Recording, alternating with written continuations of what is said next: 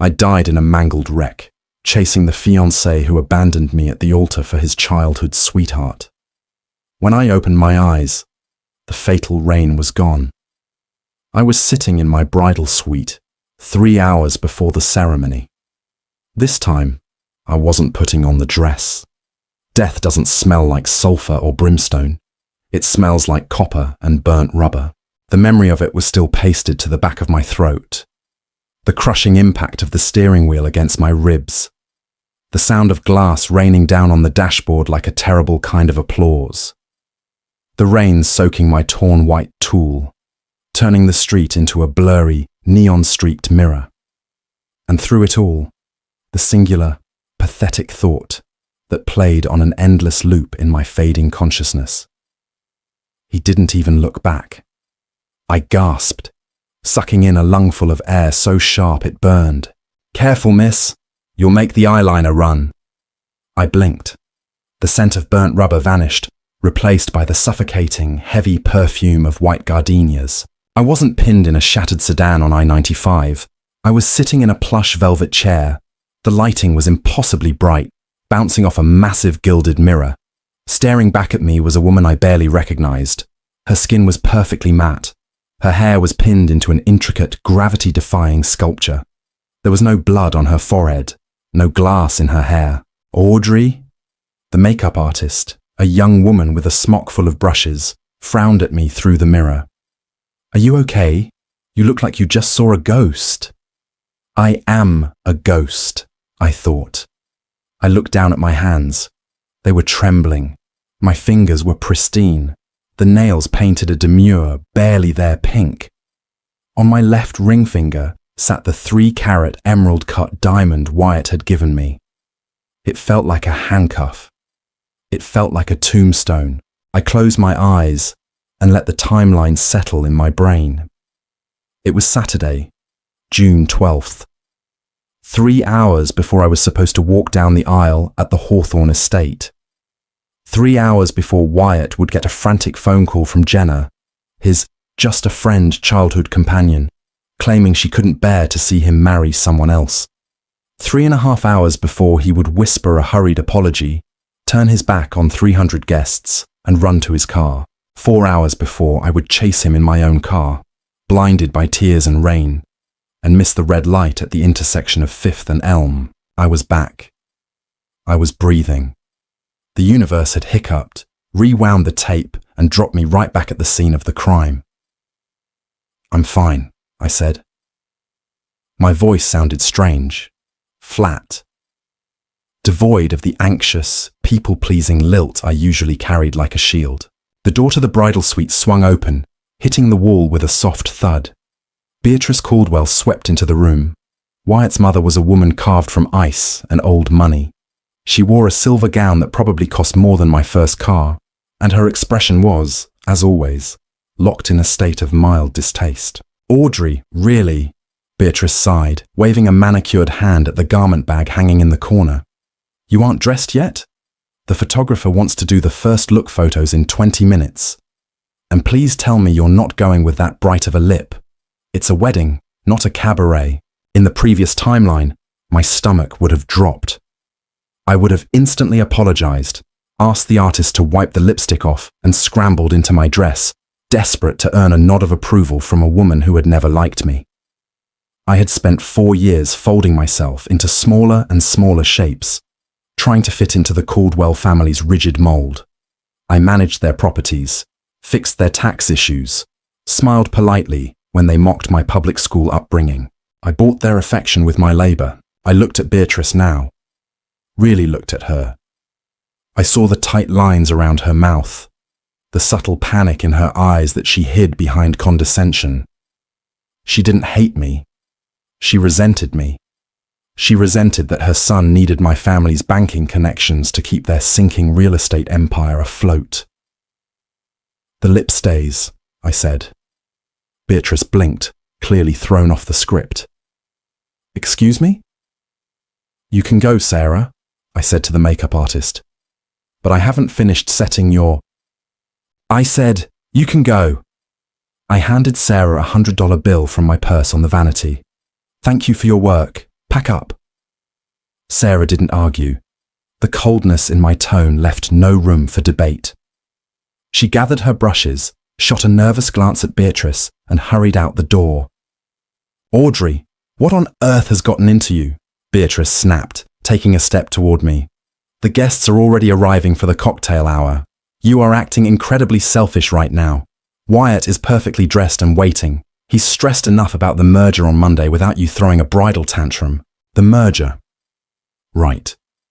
The Caldwells were leveraging my trust fund and my uncle's bank to acquire a massive commercial lot downtown. Without my signature on the marriage certificate, the collateral didn't exist. The Caldwells were fundamentally broke, cash poor and drowning in debt. I was their life raft, and they treated me like barnacles on the hull. I stood up. My legs felt a little weak, but the ground was solid under my bare feet. I walked over to the vanity, grabbed a tissue, and slowly wiped the lipstick off myself. Not to please her. Just because I didn't want to leave a smudge on what I was about to do. "You're right, Beatrice," I said, my voice shockingly calm. "Wyatt is stressed. We shouldn't put him through this." I reached for the clasp of my diamond necklace, a Caldwell family heirloom she had reluctantly lent me. I unhooked it. The heavy stone slid off my skin with a cold hiss. I dropped it on the vanity. It landed with a heavy, final clatter. "What are you doing?" Beatrice's voice lost its imperious edge, edging into genuine confusion.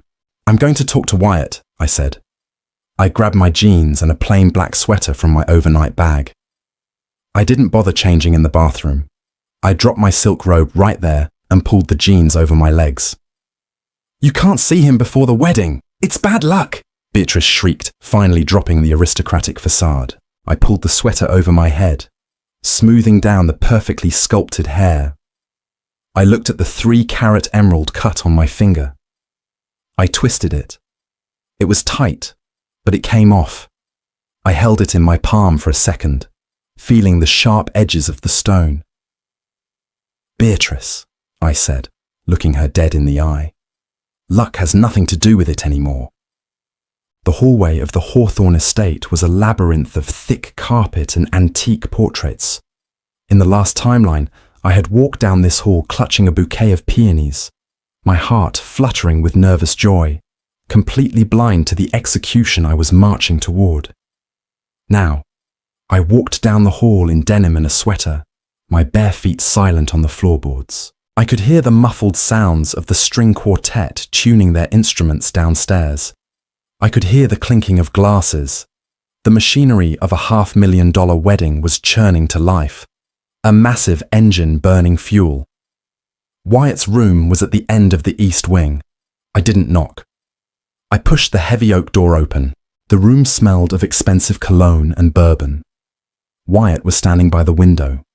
He looked exactly as he had in my memory. Tall, broad-shouldered, wearing a bespoke tuxedo that made him look like a movie star. His dark hair was perfectly swept back. But he wasn't looking out the window. He was staring down at his phone, his thumbs moving frantically. His best man, Colin, was sitting on the leather sofa, nursing a drink. Colin looked up as I walked in and nearly choked on his ice cube. "Audrey! What the hell?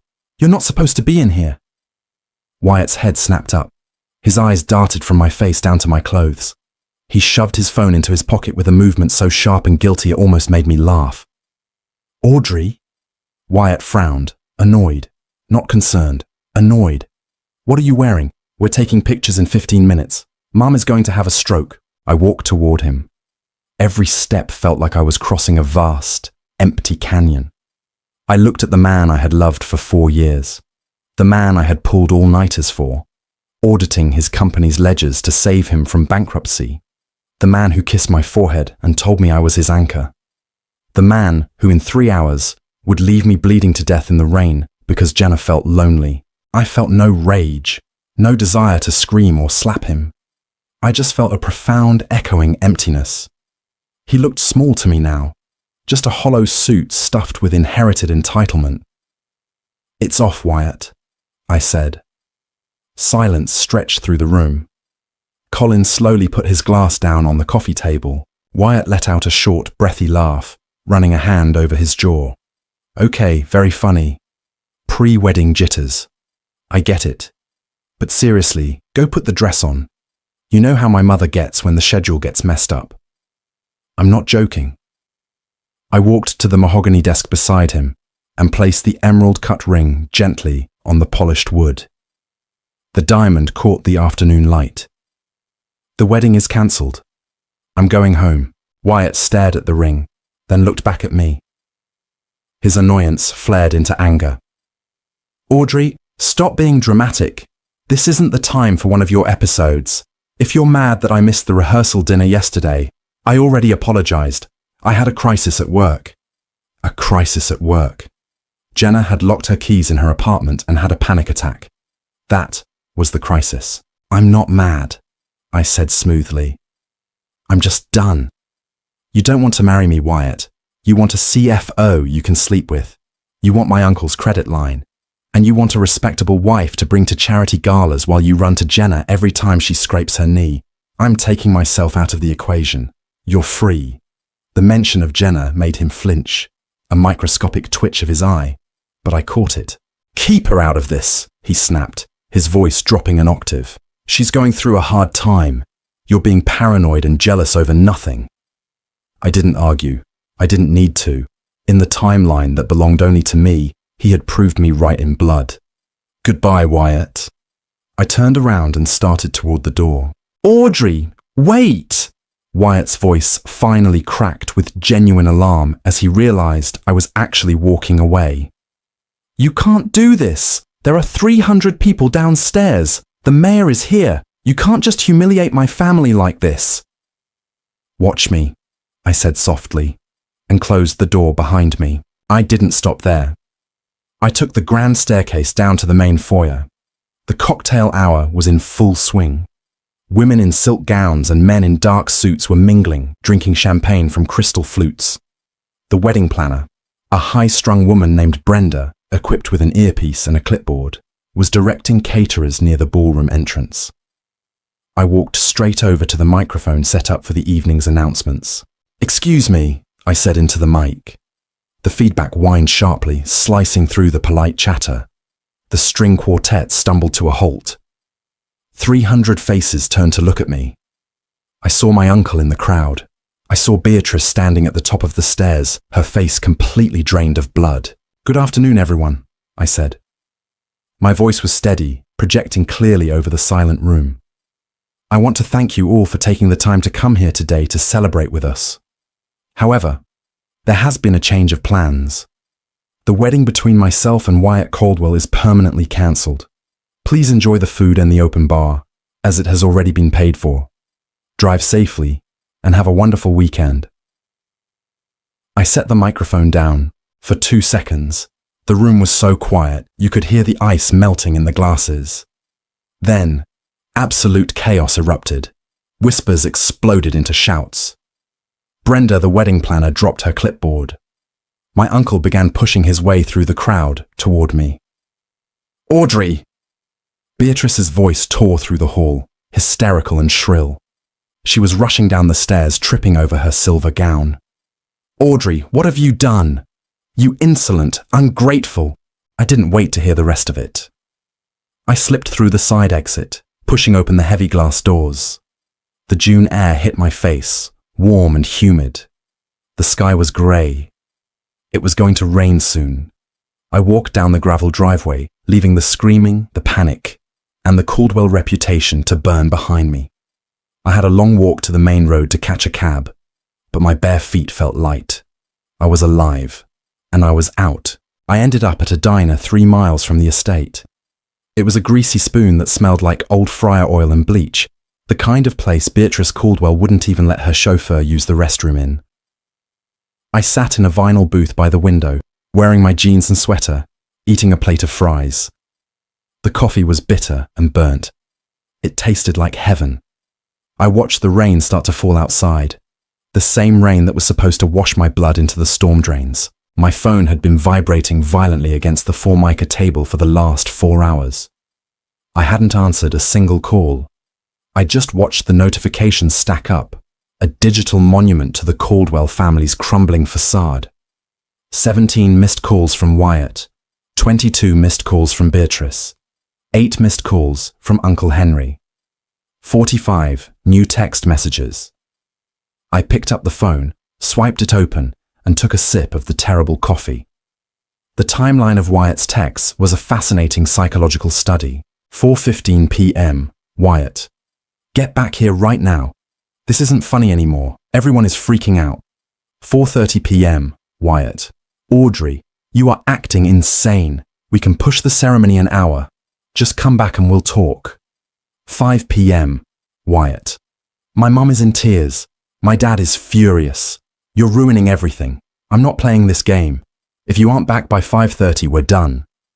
I smiled around a French fry. We're already done, Wyatt.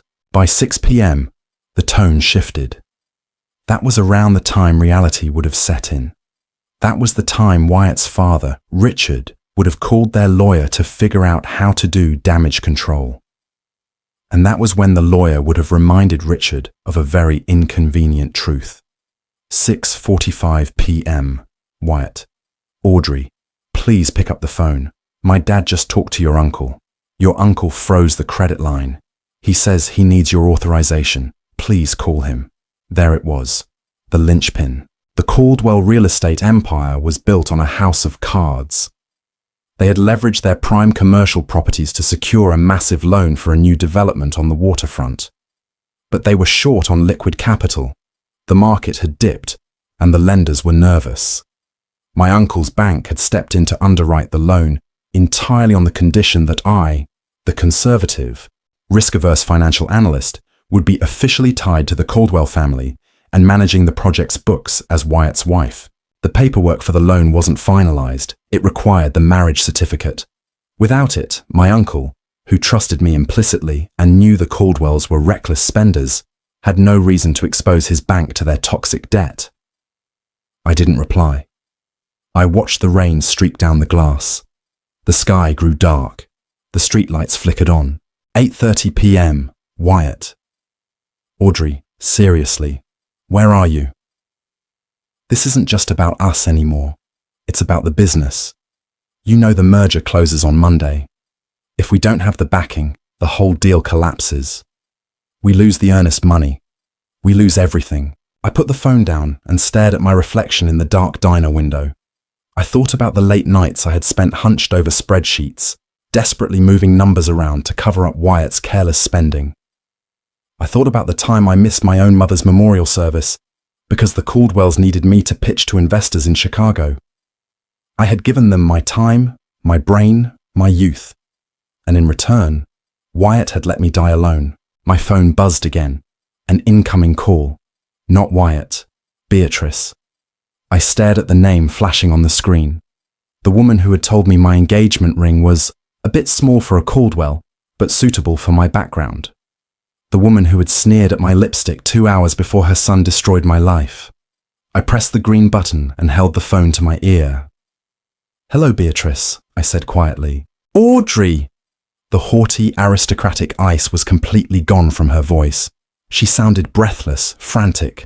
"Oh, thank God! Audrey, darling, where are you?"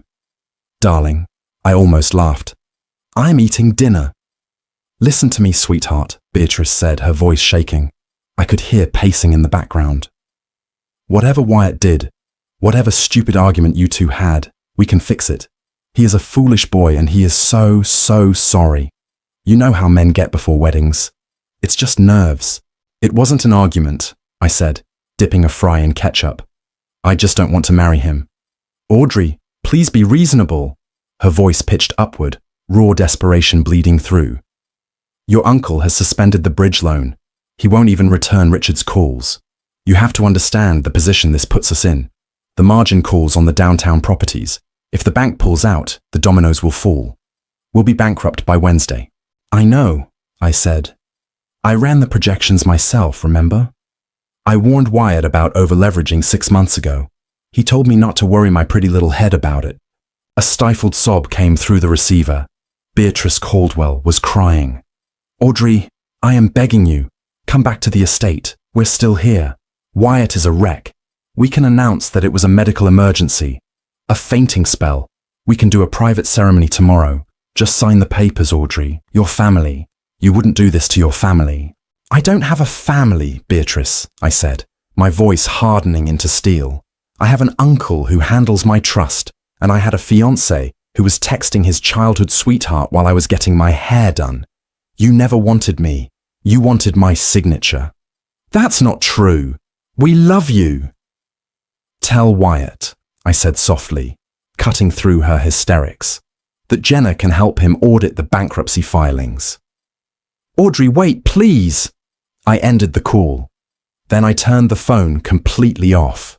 The silence that followed was profound. The diner hummed with the sound of the refrigerator and the quiet chatter of a couple in the next booth. I took a deep breath, the air filling my lungs easily, smoothly. No crushed ribs, no blood, no gardenias. I paid for my coffee and walked out into the rain. The cold drops hit my skin, washing away the last lingering phantom scent of the accident. I didn't have a car, and I didn't have a plan beyond tonight. But as I walked down the wet pavement, checking into a cheap motel under a fake name to sleep for the first time in 2 lifetimes, I knew one thing for certain.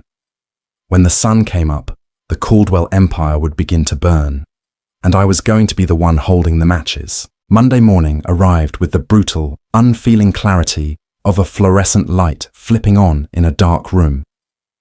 I sat in the leather guest chair across from my Uncle Henry. His office on the 40th floor of the First National Building smelled of lemon polish and expensive espresso. Outside the floor-to-ceiling windows, the city was waking up, a grid of yellow cabs and rushing pedestrians, entirely unaware of the financial slaughter about to take place in this room. Henry was reviewing a stack of manila folders. He was a quiet, practical man. He had raised me after my parents died, substituting emotional warmth with trusts, bonds, and an unwavering loyalty to my well-being. When I had called him on Sunday from my burner motel room to explain the situation, he hadn't asked if I was crying. He had asked if I needed security. The Caldwell's legal team has been calling my direct line since 6 a.m., Henry said, not looking up from the paper. Richard is threatening a lawsuit, breach of contract, intentional infliction of emotional distress. Let them sue, I replied, sipping my water. The glass was cool against my fingers. They don't have the retainer for a decent litigator anymore, and you know it. Henry finally looked up. His grey eyes crinkled at the corners. It was the closest he ever came to a smile. They are heavily over-leveraged, Audrey. You weren't kidding. Without your marriage certificate anchoring the bridge loan, their debt-to-income ratio violates the covenants on their existing commercial mortgages. The bank is issuing a formal notice of default at noon. Good. You're sure about this? Henry asked, his tone shifting into something a fraction softer. 4 years is a long time to spend building a life with someone, just to tear the foundation out in an afternoon. I looked down at my left hand. There was a faint, pale indentation where the emerald-cut diamond used to sit. A ghost mark. In another timeline, that hand was covered in blood, pinned against a shattered dashboard, while rain washed the life out of me. I'm sure, Henry. I'm just correcting a rounding error. The heavy mahogany door to the office clicked open. Henry's assistant, a severe woman named Margaret, stepped in. She looked irritated. Mr. Davies, Margaret said tightly. Wyatt Caldwell is in the lobby. He bypassed security downstairs by tailgating a courier. He's demanding to see Audrey. Should I call building security?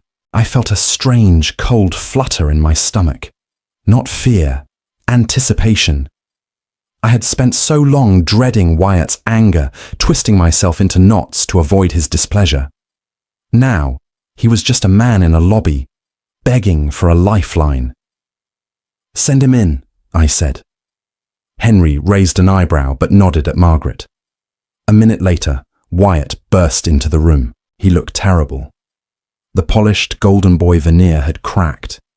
He wore the same suit trousers from the wedding, paired with a wrinkled dress shirt missing a button at the collar. His jaw was dark with stubble, and his eyes were red-rimmed and frantic.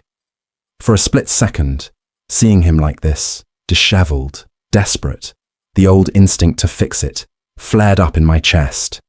Get him a coffee, smooth his collar, tell him it will be okay. I let the instinct burn out, watching it fade to ash. "Audrey!"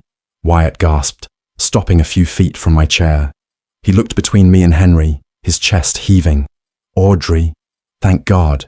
You have to stop this. My father just had a mild angina attack. The bank is threatening to seize the downtown properties. You have to tell Henry to release the funds." "Hello, Wyatt," I said evenly. I didn't stand up. "Stop looking at me like that," he snapped, slamming a hand on the back of the empty chair next to me. The sudden violence made Henry sit up straighter, but I didn't flinch. "Like I'm some stranger. I am your fiancé. We had a fight. You don't bankrupt my family over a fight." "We didn't have a fight," I corrected. "I simply declined to participate in a fraudulent marriage." "Fraudulent?" Wyatt dragged a hand through his messy hair, letting out a jagged, hysterical laugh. "Because I was texting Jenna? Audrey, I told you she was having a panic attack. She needed someone to talk her down. You are so violently insecure that you're willing to ruin hundreds of lives. My employees, my parents, me. Just because I care about a friend. He was good. He was always so good at making me the villain." In my past life, I would have apologized. I would have believed that my jealousy was the problem, not his chronic emotional infidelity. "At 2:14 p.m. on Saturday," I said, my voice dropping to a quiet, dangerous register. "You texted Jenna. I can't do this. I'm looking at the suit, and I just feel sick. I love you, Jen. I've always loved you. Give me 3 hours, and I'll meet you at your apartment. We'll figure this out." Wyatt froze. The color rapidly drained from his face, leaving his skin a sickly, parchment white. His mouth opened, but no sound came out. I didn't have access to his phone. I had never snooped. But in the hours before I died in the previous timeline, after he had run out of the reception, Colin, the best man, had drunkenly, guiltily, shown me the text Wyatt had accidentally forwarded to the groomsmen group chat in his panic. The memory was burned into my brain with photographic clarity. "How?" Wyatt swallowed hard. "How could you possibly know that?"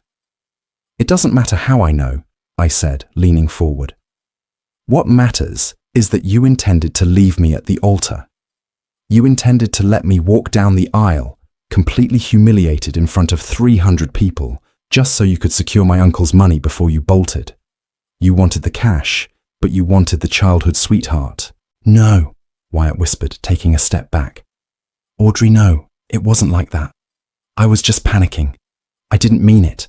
I'm here, aren't I? I want to marry you." "You want the First National Credit line," Henry interjected, his voice dry as dust. He tapped a pen against his desk. "And you aren't getting it. The underwriting was contingent on my niece's financial oversight of your firm. She has officially resigned from your board, and she has withdrawn her trust as collateral.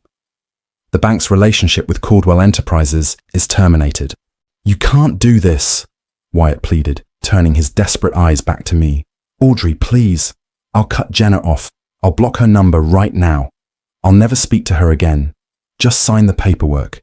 If we don't close the merger by 5 o'clock today, we default on the earnest money. We lose the estate. We lose everything."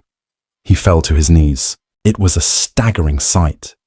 Wyatt Caldwell, the arrogant heir who had treated me like a glorified administrative assistant for 4 years, was kneeling on my uncle's Persian rug. He reached out, trying to grab my hand. I pulled my hand back, tucking it neatly into my lap. "I'm sorry about your father's angina," I said, my tone perfectly polite, perfectly hollow. "I suggest he avoids stressful financial commitments in the future. Goodbye, Wyatt." "Audrey!" he screamed as Henry pressed the button under his desk. 2 large security guards entered the office seconds later. They flanked Wyatt, grabbing him by the arms and hauling him to his feet. He fought them, twisting and thrashing, his dignity entirely shredded. "You're a cold, heartless bitch," he spat, his face turning red as they dragged him backward toward the door. "You hear me? You're nothing without my family. You're just a boring, pathetic accountant. And you," I said softly, just before the heavy door clicked shut, "are bankrupt." By 4 p.m., the sky over the city had cleared, leaving a brilliant, bruised purple sunset in its wake.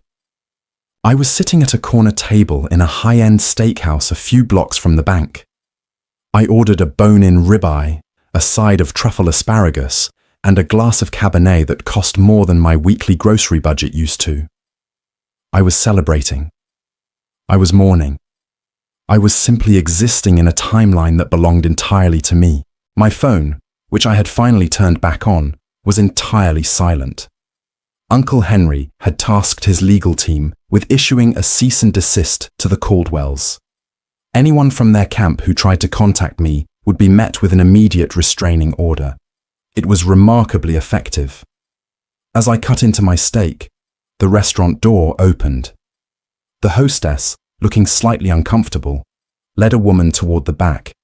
It was Jenna. She looked exactly the same as she always did, yet entirely different. She wore a floral sundress that looked out of place in the dark, mahogany-paneled restaurant. Her blonde hair was loose, and her big, doe-like eyes were brimming with unshed tears. The perennial victim. The fragile bird that Wyatt always had to rush in and save. She spotted me and immediately hurried over, sliding into the booth opposite me without asking. "The hostess said you were dining alone," Jenna said breathlessly. She clutched a small, battered leather purse to her chest. "Audrey, please don't have me thrown out. I just need 5 minutes." I chewed my steak, swallowed, and dabbed my mouth with a linen napkin. I didn't reach for my phone to call security. I was genuinely curious about what the final play was. 4 minutes, I said. Jenna let out a ragged sigh, leaning forward. "You have to stop this. Wyatt is completely broken. His mother hasn't stopped crying for 2 days. The bank locked them out of their corporate offices at 3 o'clock. I am aware of the timeline," I said. "What does this have to do with you?" "I love him," Jenna whispered, a tear finally spilling over her eyelashes. She looked at me as if expecting me to slap her. "I've loved him since we were kids. When he got engaged to you, it broke my heart. But I tried to stay away. I really did." "No, you didn't," I corrected mildly. "You called him every time you had a bad day at work, every time your car made a weird noise, and every time you felt lonely. You kept him on a leash, Jenna. You wanted the emotional devotion of a husband without the actual responsibility of being a partner." She flinched, her lower lip trembling. "We made a mistake. I know that now. We shouldn't have texted on Saturday. But you can't punish him for loving me. If you really ever cared about him, you wouldn't destroy his life just because he chose someone else." I sat back in my chair, swirling the red wine in my glass. I looked at this woman. In the previous life, she was the ghost that haunted my relationship. She was the invisible third person in our bed, in our home, in our future. I had hated her. Now, looking at her, I felt absolutely nothing. No anger, no jealousy, just a mild clinical pity. "You think this is about you?" I asked. Jenna blinked, confused. "What? You think this is a love triangle?" I said, resting my elbows on the table. "You think I pulled my financial backing because my heart was broken, and I'm acting out of jealous spite? You think this is a romantic drama?" "Isn't it?" she asked defensively. "Jenna," I said, keeping my voice low and steady, "Wyatt isn't losing his company because he loves you. He's losing his company because he is an incompetent businessman who leveraged his family's assets on a pipe dream and used my trust fund to cover his gross negligence. He is a fraud. He lied to his investors, he lied to my uncle, and he lied to me." She stared at me, the romanticized narrative she had built in her head clearly crashing against the jagged rocks of reality. "I didn't destroy his life," I continued. "I just stopped paying for it. I stopped being the shield between his actions and their consequences. He chose you, Jenna. That's fine. But he doesn't get to choose you while spending my money. I looked at the clock on the wall. It was 4:55 p.m. In 5 minutes, the merger officially defaults, I said. Wyatt is going to be buried in litigation for the next decade. He has no money. He has no credit. He is going to have to sell the estate, his cars, and probably the watch on his wrist just to pay his lawyers. He's going to need a lot of emotional support. I picked up my wine glass and took a sip. I hope your love is enough to keep him warm, I said, because he is officially your problem now. Jenna stared at me. The tears had stopped.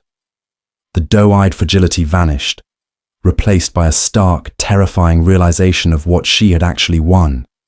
She hadn't won a wealthy, dashing CEO.